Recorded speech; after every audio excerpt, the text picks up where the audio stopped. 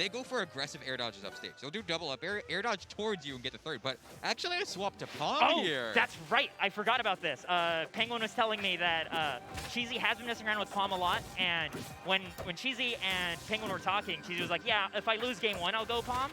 And Penguin was like, if you have that little confidence in your Crag, do Pomme game 1.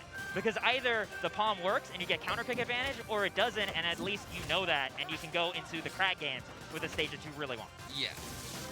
But we already see, like, that Nair Bash is the thing to look out for kusi. It is one of Ori's most consistent kill confirms. One of the most consistent kill confirms in the entire game, because Ori constantly plays a 50-50. You either DI out for the Nair Bash, so you don't get hit by that. That's it!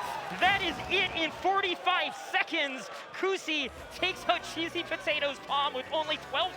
I don't even have the time to explain. No. I don't even have the time to explain. Because, yeah, it's like you DI out, and then you DI out, you get hit by up air or back air. You DI in, you get hit by bash. So it's like, what do you do?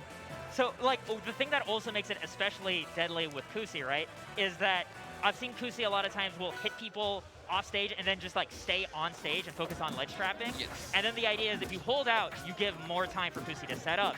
And if you hold in, that allows kusi to go for back without being at risk of dying off the side.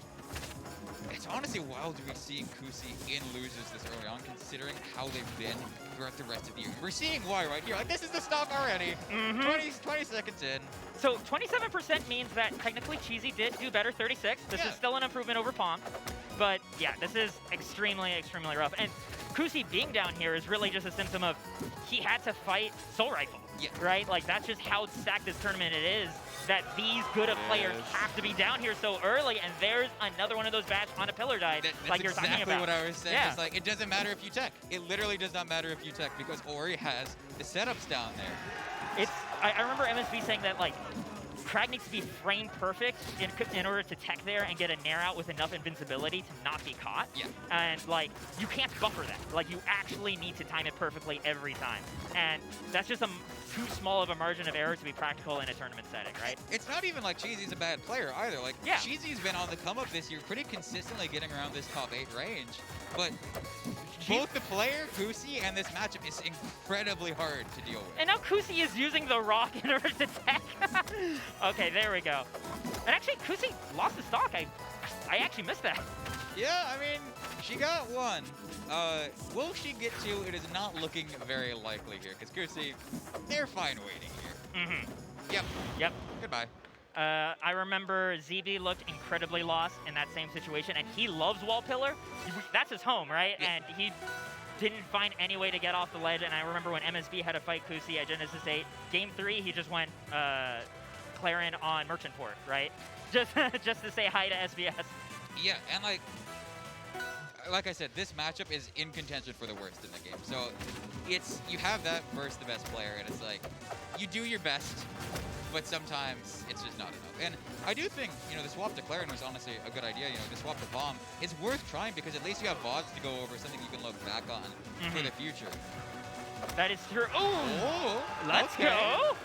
Great start by CheesyPotato here. Oh, good. Gets the hold out. Goes for a high pillar that time to get a higher route of recovery. And the one thing I do like watching Cheesy do is you'll see that rock set up, and then Cheesy will just stand underneath it saying, all right, you can try and KO me, I'll just tech on the rock. Oh, put the pillar out here, I'll just tech on the pillar. And they're able to make a character that's already so heavy even harder to KO. And what makes it especially devious is that she understands her opponents understand that value, and she's really good at killing people on their way to break that rock. Yes. Oh my god. Yeah, kusi going for the bash once again, and Cheesy mixing it up, holding in that time and getting caught by it. No, she was behind Ori. Oh, she was behind Ori? On the other side of her. Oh my god. Daniel Fernacey, fix your game. But yeah, we got a pretty big, it's not even like that monumental of a deficit here for kusi, because we've seen how early these stocks can melt on the Crag's end. And I mean, Cheesy's finding shelter up there near the top, and this time kusi breaks that pillar, once again finding the bash.